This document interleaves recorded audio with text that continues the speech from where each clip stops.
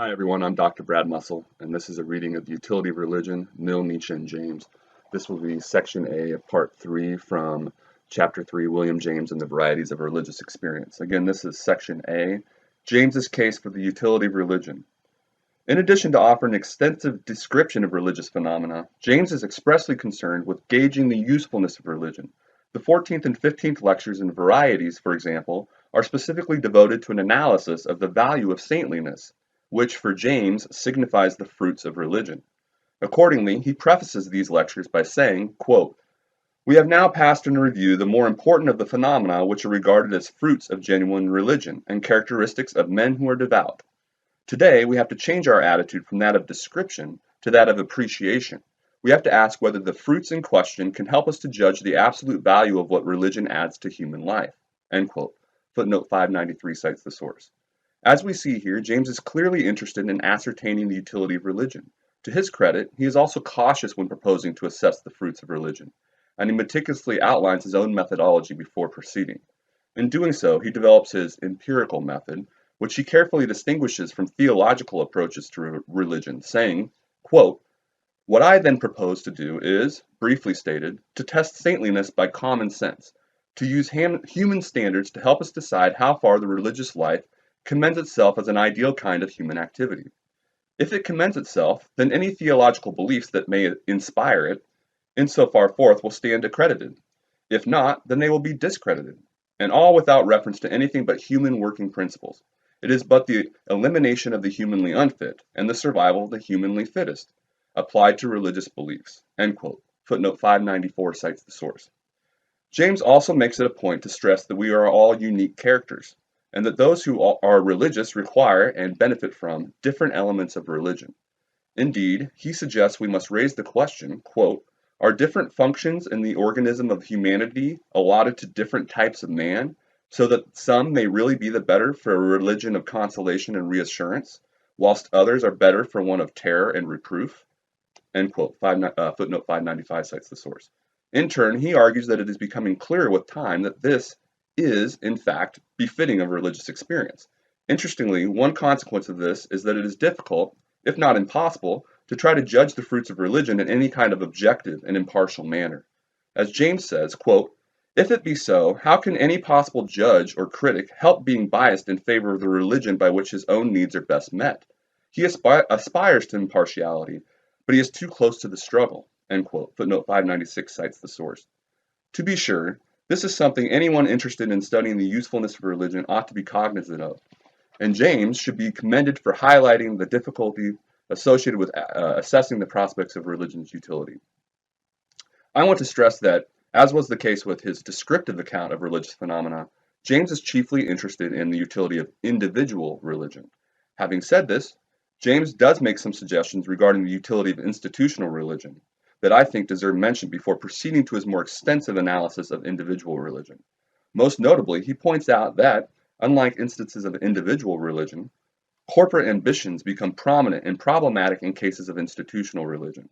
James notes that, in their institutional form, religions, quote, "become ecclesiastical institutions with corporate ambitions of their own. The spirit of politics and the lust of dogmatic rule are then apt to enter and to contaminate the originally innocent thing." End quote. Footnote 597 cites the source. Hence, according to James, as religion is institutionalized, it becomes less genuine and more corrupted by societal and corporate influences. By contrast, individual religion is not thought to be tainted by such external influences. For this reason, James thinks it also provides a better indication of the legitimate fruits of religion, given that it entails a pure and unadulterated form of belief. Subsequently, James suggests that many of the harms typically associated with religion do not properly belong to it, but instead result from the corrupting influences associated with institutional religion. Accordingly, he observes that, quote, "The baseness so commonly charged to religion's account are thus, almost all of them, not chargeable at all to religion proper, but rather to religion's wicked practical partner, the spirit of corporate dominion." End quote. Footnote 598 cites the source, and that, quote, "For many of the historic aberrations which have been laid to her charge, religion as such, then, is not to blame." End quote. Footnote 599 cites the source. In sum, James implores us not to lose sight of this critical distinction between individual and institutional religion when assessing the utility of religion, saying, quote, I beseech you never to confound the phenomena of mere tribal or corporate psychology, which it, i.e. institutional religion, presents, with those manifestations of the purely interior life, which are the exclusive object of our study, end quote. Footnote 600 cites the source. I believe James's reflections on the effects of institutional religion are mostly accurate, and I'm willing to grant that the more deleterious qualities of religion likely stem from its institutionalization. However, while James is concerned exclusively with individual religion, which is no doubt a significant qualification, this dissertation is not limited in such a manner. Therefore, the consequences, both good and bad, associated with institutional religion must be incorporated into the present analysis of religion's utility.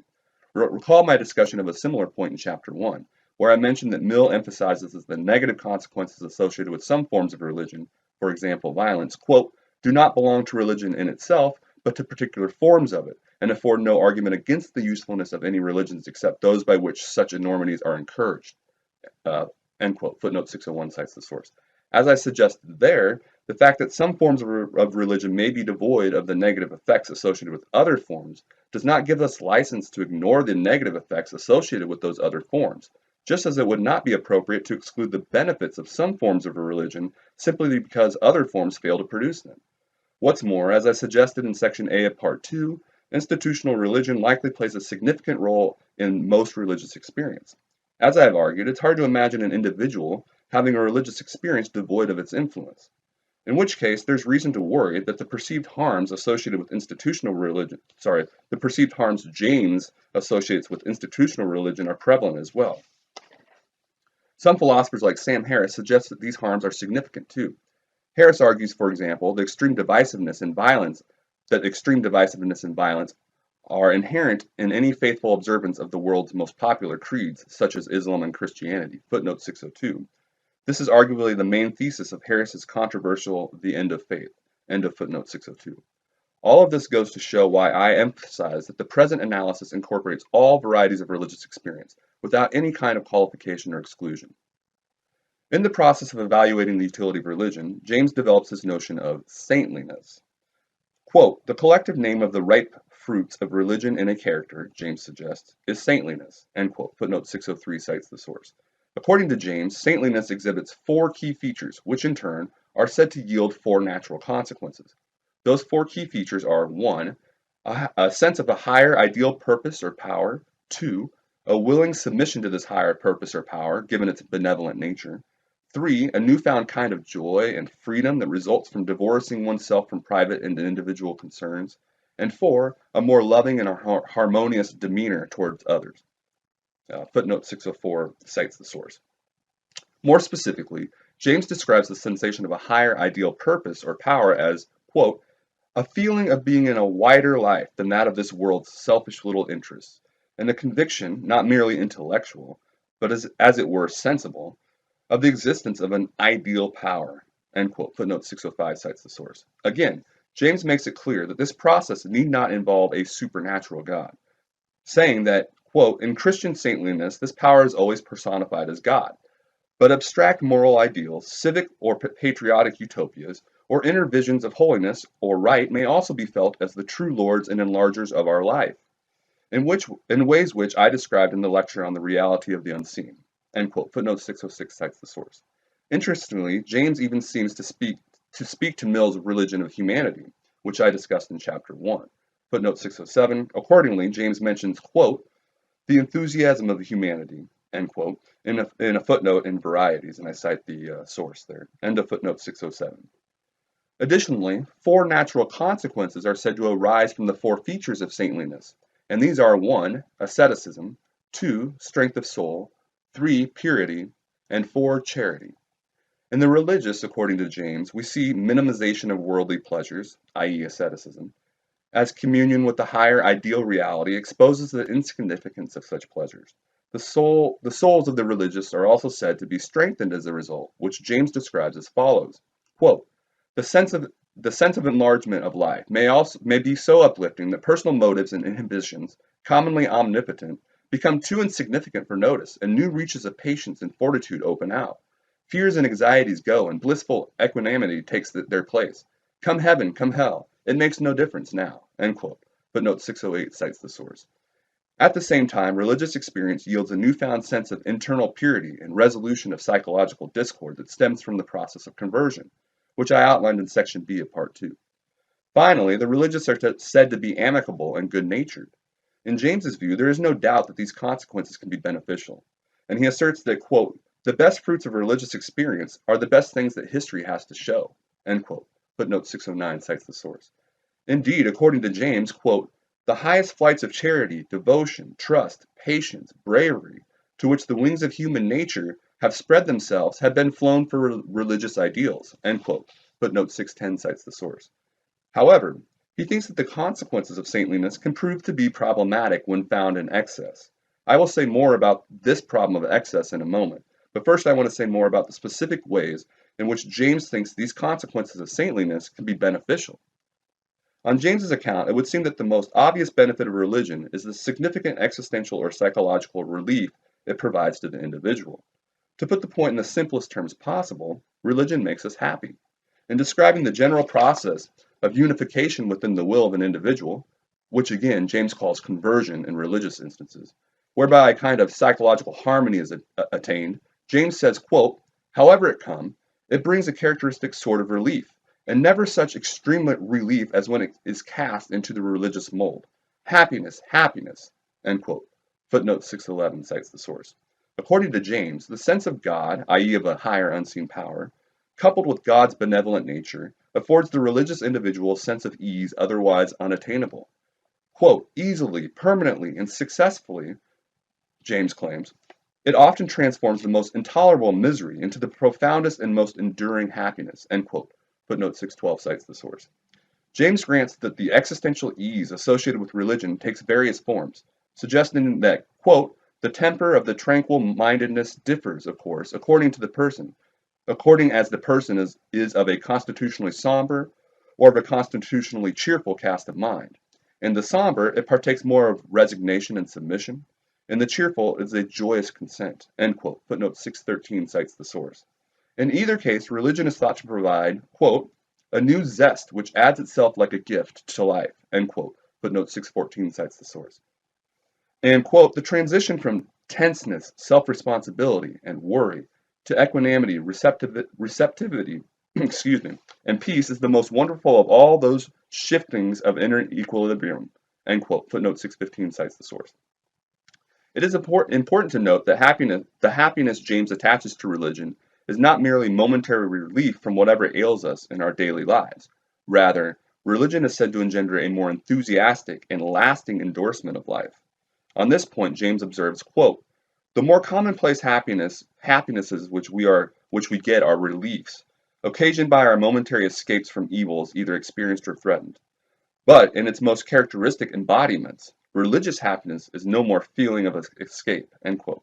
Footnote 616 cites the source. Not only does James suggest that religion makes people happy and thereby improves their psychological well-being, he alleges that the kind of existential or psychological relief it provides is one of a kind. After pointing out that, quote, "the essence of religious experiences, the thing by which we finally must judge them, must be that element or quality in them which we can meet nowhere else," end quote, footnote 617 cites the source, he ultimately argues that the kind of positive impulse he associates with religion comprises this quality. He elaborates on the unique nature of religious happiness in the following illuminating passage, quote, "there is a state of mind known to religious men, but to no others, in which the will to assert ourselves and hold our own has been displaced by a willingness to close our mouths and be as nothing in the floods and waterspouts of God. Fear is not held in abeyance as it is by mere morality. It is positively expunged and washed away. It adds to life an enchantment which is not rationally or logically deducible from anything else." End quote. Footnote 618 cites the source. James insists that this difference in attitude toward life is significant, claiming that, quote, "it makes a tremendous emotional and practical difference to one whether one accepts the universe in the drab, discolored way of stoic resignation to necessity, or with the passionate happiness of Christian saints." End quote. Footnote 619 cites the source. In this vein, James extensively discusses the relationship between morality and religion in an effort to elucidate what it is he thinks is uniquely beneficial about religion, suggesting at the outset that religion, quote, will prove to contain some elements which morality, pure and simple, does not contain, end quote. Footnote 620 cites the source. While, quote, at bottom, the whole concern of both morality and religion is with the manner of our acceptance of the universe, end quote. Footnote 621 cites the source. What stands out about religion, he argues, is that it entails a significantly more optimistic and cheerful attitude toward life than morality. Quote, for religion, he says, in its strong and fully developed manifestations, the service of the highest never is felt as a yoke, end quote. Footnote 622 cites the source. As a result, he concludes, quote, if religion is to mean anything definite for us, it seems to me that we ought to take it as meaning this added dimension of emotion, this enthusiastic temper of espousal, and religions where morality strictly so called can at best but bow its head in acquiescence. This sort of happiness in the absolute and everlasting is what we find nowhere but in religion, end quote. Footnote 623 cites the source. In making his case, James compares Marcus Aurelius, whom he associates with the moral character, with a medieval German Christian writer, and after quoting excerpts from each, he observes, quote, how much more active and positive the impulse of the Christian writer to accept his place in the universe is. Marcus Aurelius agrees to the scheme. The German theologian agrees with it. End quote. Footnote 624 cites the source. In a later lecture, James articulates another important difference between morality and religion. He suggests that morality demands a kind of active mental strenuousness from its adherents, whereas religion is said to yield a kind of passive mental relaxation. Along these lines, the teachings associated with many religions, such as the mind cure movement, is thought to be at odds with moral teachings. On this point he writes, quote, official moralists advise us never to relax our strenuousness, but the persons I speak of find that all this conscious effort leads to nothing but failure and vexation in their hand. The way to success is by an anti-moralistic method, by the surrender of which I spoke in my second lecture. Passivity, not activity, relaxation, not intentness, should be now the rule, end quote. Footnote 625 cites the source. In other words, moralists tell us to always be thinking about what we ought to do, but for the religious, all is in God's hands. As I indicated in my earlier discussion of conversion, religion entails surrender to the higher power. This, in turn, yields an appreciable sense of freedom and joy on James's account, since the religious no longer feel bogged down by worries regarding the difficulties of their everyday lives. Both morality and religion are thought to be concerned with happiness, but, quote, even more in the religious life than the moral life, happiness and unhappiness seem to be the poles round which the interest revolves, end quote. Footnote 626 cites the source. Hence, in distinguishing religion from morality, James suggests that what is unique about religion is its decidedly optimistic outlook on life and the more pronounced sense of happiness it produces. Furthermore, he is quick to point out that religion's unique ability to engender a higher kind of happiness should weigh significantly in its favor when considering its utility, as indicated by the following passage. Quote, we are in the end absolutely dependent on the universe. In those states of mind which fall short of religion, the surrender is submitted to as an imposition of necessity, and the sacrifice is undergone at the very best without complaint. In the religious life, on the contrary, surrender and sacrifice are positively espoused. Even unnecessary givings up are added in order that the happiness may increase. Religion thus makes easy and felicitous what in any case is necessary, and if it be the only agency that can accomplish this result, its vital importance as a human faculty stands vindicated beyond dispute. It becomes an essential organ of our life, performing a function which no other portion of our nature can so successfully fulfill. End quote. Footnote 627 cites the source. Another benefit of religion is the charitable nature it engenders. James raises concerns about the tendencies of the religious to be overly charitable. More on this in a moment.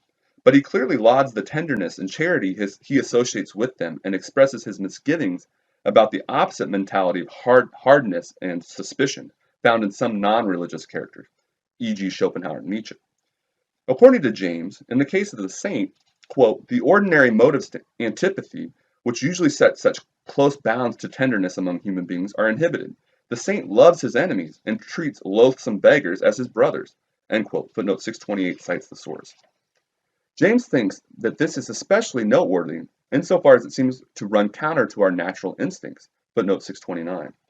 As we saw in Chapter 2, being at odds with our natural instincts is why Nietzsche thinks the slave mentality underlying religions is so problematic. End of footnote 629. And so I'm going to go ahead and reread that sentence. James thinks that this is especially noteworthy insofar as it seems to run counter to our natural instincts, footnote 629. And for this reason, he thinks it constitutes a kind of paradox.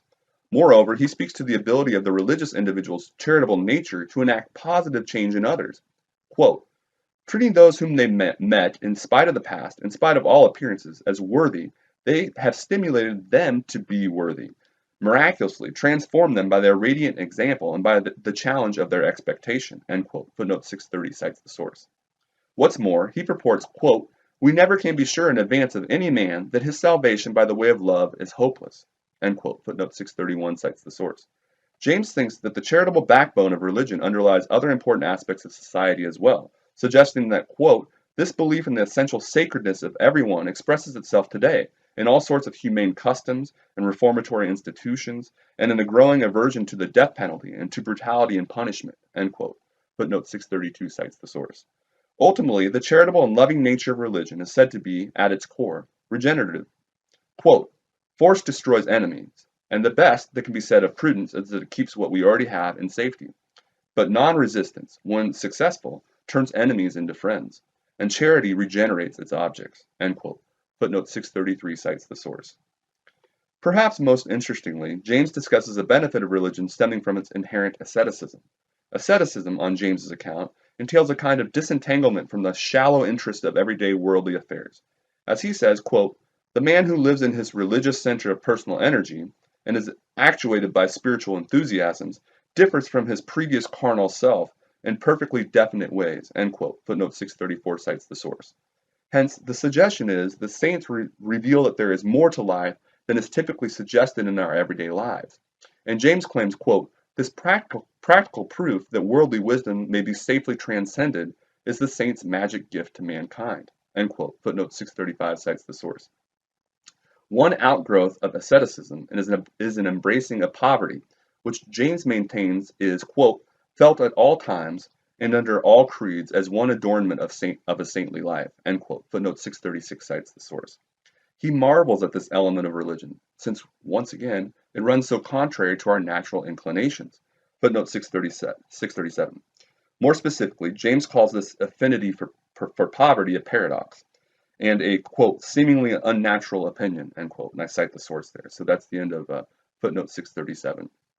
He argues that this divorce from worldly affairs and material pursuits can be seen as a virtue of religion because, if for no other reason, quote, lives based on having are less free than lives based on either on doing or on being, and in the interest of action, people subject to spiritual excitement throw away possessions as so many clogs, end quote. Footnote 638 cites the source. James emphasizes that money-minded individuals face a litany of worries that don't apply to individuals who can free themselves from the clutches of materialism. On this point, he observes, quote, there are thousands of conjunctures in which a wealth-bound man must be a slave, whilst a man for whom poverty has no terrors becomes a free man, end quote. Footnote 639 cites the source. Indeed, James is Socrates-like in his disdain for the materialism that tends to run rampant in any typical human society. Footnote 640. In Plato's Republic, Socrates suggests that when an individual pursues material wealth, he or she is feeding an unnecessary desire, as opposed to a necessary desire, such as wanting food, sleep, etc., which is implicitly harmful to the individual. In pursuing such unnecessary desires, Socrates believes we feed the baser element of our soul, i.e., desire, at the expense of the higher one, i.e., reason. On Socrates' account, internal discord and ultimately unhappiness are the inevitable consequences of this unhealthy practice. End of footnote 640. Religious asceticism serves as a kind of antidote for this undesired element of human nature. Quote, when one sees, he observes, the way in which wealth getters enters an ideal into the very bone and marrow of our generation, one wonders whether a revival of the belief that poverty is a worthy religious vocation may not be the transformation of military courage and the spiritual reform which our time stands most in need of, end quote.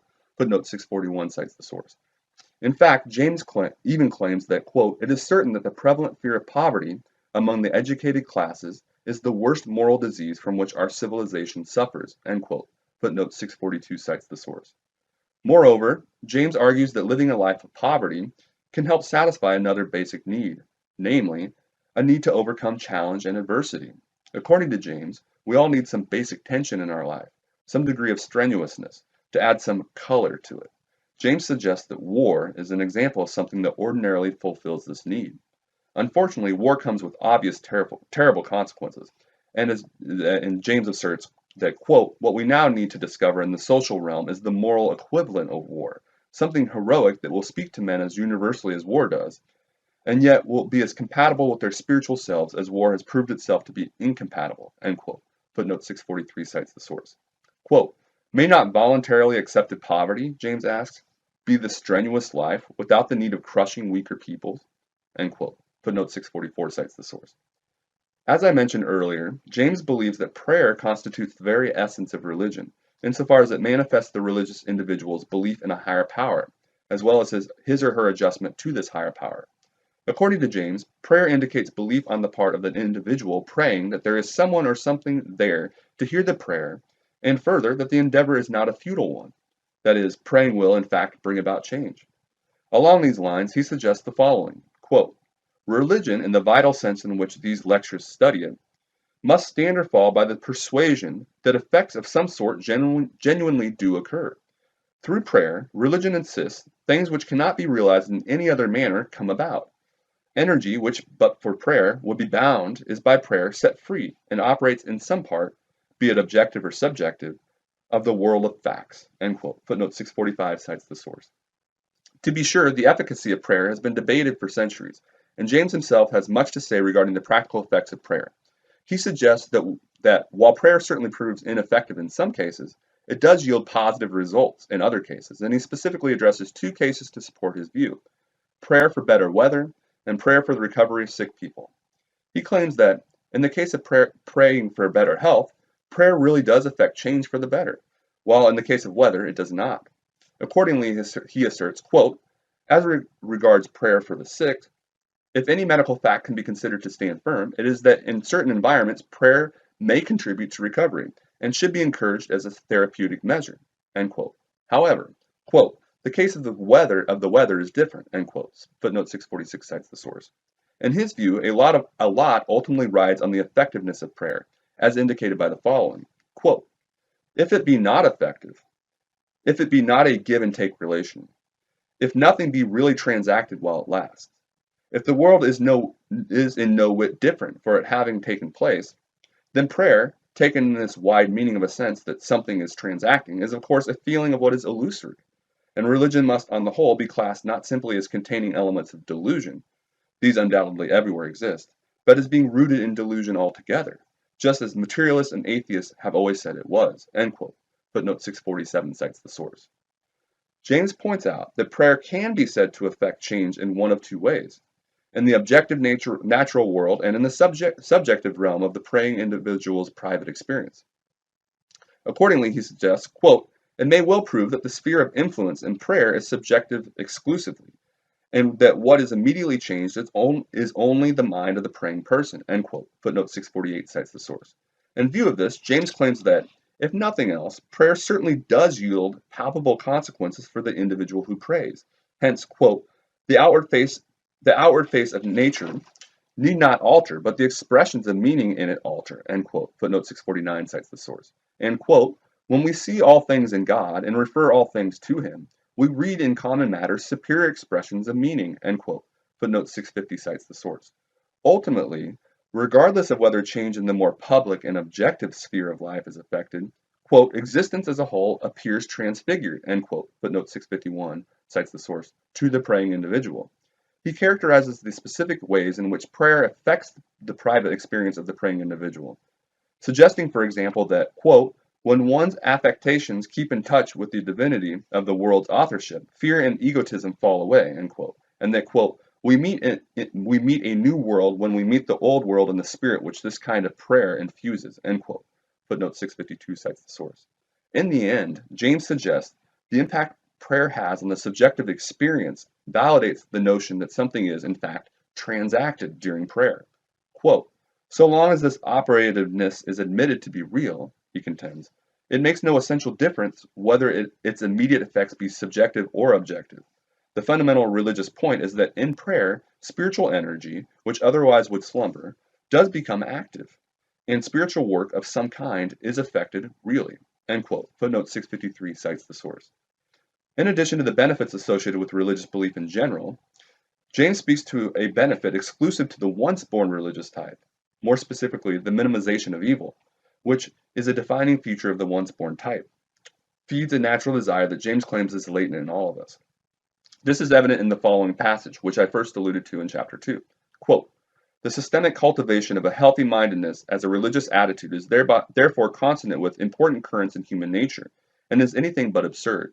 In fact, we all do cultivate it more or less. We divert our attention from disease and death as much as we can, and the slaughterhouses and indecencies without end on which our life is founded are huddled out of sight and never mentioned, so that the world we recognize officially in literature and in society is a poetic fiction, far handsomer and cleaner and better than the world that really is. End quote. Footnote 654 cites the source. While James clearly suggests that the once-born type offers a less genuine kind of experience, he still readily acknowledges the usefulness of marginalizing one's sense of evil. By contrast, quote, if we admit that evil is an essential part of our being and the key to the interpretation of our life, we load ourselves down with a difficulty that has always proved burdensome in philosophies of religion. End quote. Footnote 655 cites the source. Footnote 656. James proceeds to survey related problems, many of which were discussed in section C of part 3 in chapter 1. End of footnote 656. Indeed, the utility of this marginalization of evil explains the spread and longevity of the once-born type. Accordingly, James observes that, quote, the adequacy of their message to the mental needs of a large fraction of mankind is what gave force to those earlier Gospels. Exactly the same adequacy holds in the case of the mind cure message, foolish as it may sound upon its surface. End quote. Footnote 657 cites the source. Ultimately, since it is, by its very nature, positive and uplifting, James claims that, quote, no one can fail of the regenerative influence of optimistic thinking, pertinaciously pursued. End quote. Footnote 658 cites the source. Clearly, James believes there is much to be said in religion's favor when it comes to an analysis of its utility. However, he also addresses religion's disadvantages too. For the most part, James roots these disadvantages in extravagance. He acknowledges that all the consequences associated with saintliness can be carried to excess, suggesting that, quote, we find that error by excess is exemplified by every saintly virtue, end quote. Footnote 659 cites the source. Hence, quote, the fruits of religion, in other words, are like all human products, liable to corruption by excess, end quote. Footnote 660 cites the source. As always, James offers a number of examples for each kind of religious excess. For instance, a religious individual may become so consumed by his or her desire for a life of purity that he or she completely withdraws from ordinary daily life altogether. Quote, one form of contact with the outer life being dropped after another to save the purity of inner tone, end quote. Footnote 661 cites the source. Quote, when the craving for moral constancy and purity is developed to this degree, James explains, the subject may well find the outer world too full of shocks to dwell in, and can unify his life and keep his soul unspotted only by withdrawing from it. End quote. Footnote 662 cites the source. Similarly, extreme asceticism proves problematic, as the individual indulging in it can engage in self-torture and other unhealthy forms of self-denial. Likewise, fanaticism denotes excessive devotion, a kind of, quote, loyalty carried to a convulsive extreme, end quote. Footnote 663 cites the source. Unfortunately, quote, a consequence of this condition of mind is jealousy for the deity's honor, end quote, and, quote, the slightest affront or neglect must be resented. The deity's enemies must be put to shame, end quote. Footnote 664 cites the source. Ultimately, quote, crusades have been preached and massacres instigated for no other reason than to remove a fancied slight upon the god, end quote. Footnote 665 cites the source. Finally, James explores the effects of excessive religious tenderness and charity, which is reflected by injunctions such as, quote, resist not evil, end quote, and, quote, love your enemies, end quote, from the Sermon on the Mount. Once again, James is quick to note that such advice would seem to be at odds with our natural impulses, and in an effort to gauge the effects of excessive religious charity, James makes a distinction between the world as it actually is and in an ideal world. while, quote, saintly conduct would be the most perfect conduct conceivable in an environment where all were saints already, i.e. in an ideal world. In an environment where few are saints, and many the exact reverse of saints, it must be ill-adapted, end quote. Footnote 666 cites the source. Thus, James concludes, quote, in the world that actually is, the virtues of sympathy, charity, and non-resistance may be, and often have been, manifested in excess, end quote. Footnote 667 cites the source. Hence, the primary concern in cases of excess religious charity is that the saint can be taken advantage of in the world as it actually is. As James suggests, quote, the saint may simply give the universe into the hands of the enemy by his trustfulness. He may, by non-resistance, cut off his own survival, end quote. Footnote 668 cites the source. Yet, even in his statement of its disadvantages, James remains sympathetic to religion, as is evidenced in the case of excessive charity. After all, even in excess, he suggests that there is an admirable quality to saintly tenderness, as it can still be, quote, a genuinely creative social force. The saints are authors, increasers of goodness, end quote. Footnote 669 cites the source. Hence, James reckons, quote, the saint may waste his tenderness and may be the dupe and victim of his charitable fever, but the general function of his charity and social evolution is vital and essential, end quote. Footnote 670 cites the source. Interestingly, James argues that religious excess is correlated with lower intelligence. On this point, he suggests, quote, what gives the impression of extravagance proves usually on examination to be a relative deficiency of intellect. Spiritual excitement takes pathological forms whenever other interests are too few and the intellect too narrow, end quote. Footnote 671 cites the source. In much the same way, he asserts that one's conception of God plays a factor in religious excess. Accordingly, a God most closely identified with honor and justice yields a greater likelihood of excess than a God more associated with love and humility. In this vein, James observes, quote, fanaticism must then be inscribed on the wrong side of religion's account, so long as the religious person's intellect is on the stage which the despotic kind of God satisfied. But as soon as the God is represented as less intent on his own honor and glory, it ceases to be a danger, end quote. Footnote 672 cites the source. According to James, we have seen a general historical refinement of the concept of God, thanks to which crass and problematic attributes of God naturally become less popular over time. For instance, once a staple of religious deities, the notion of a God who assigns eternal punishments and rewards and who provides salvation to some, but not to others, has grown less popular over time. As James suggests, quote, any God who, on the one hand, can care to keep a pedantically minute account of individual shortcomings, and on the other can feel such partialities and load particular creatures with such insipid marks of favor, is too small-minded a God for our credence, end quote. Footnote 673 cites the source. The upshot is that, in instances of religious excess, inferior intellects, immune to this general trend of religious refinement, continue to endorse older visions of God, in which case they often fail to produce the usual fruits of religious belief outlined earlier.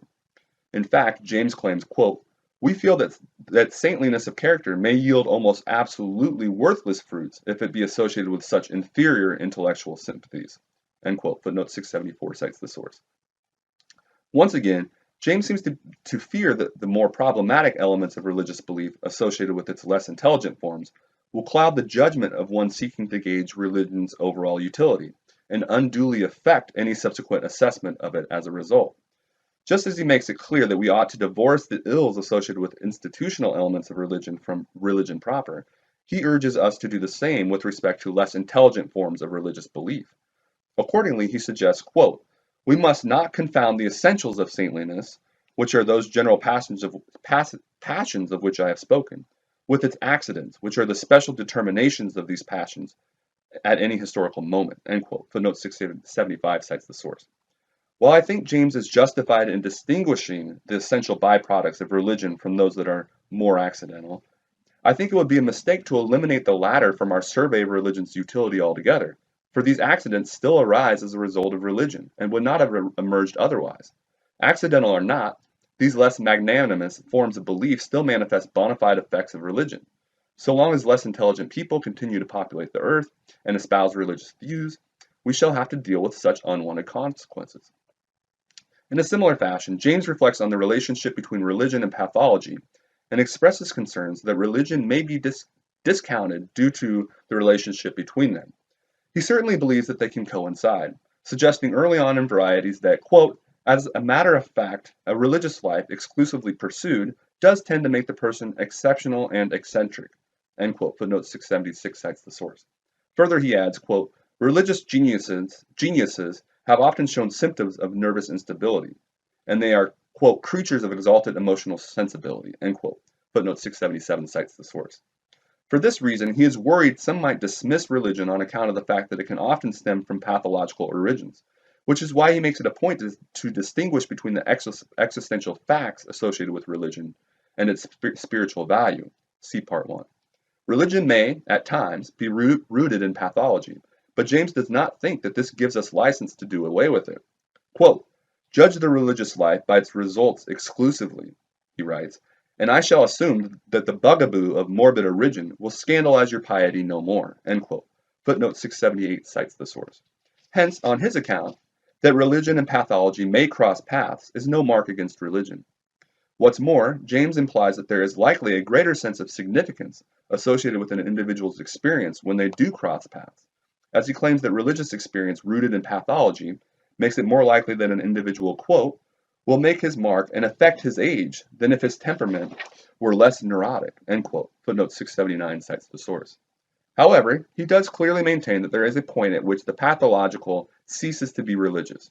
Consider, for instance, extreme melancholy, which is a form of pathology thanks to which the person afflicted by it cannot see any good in existence.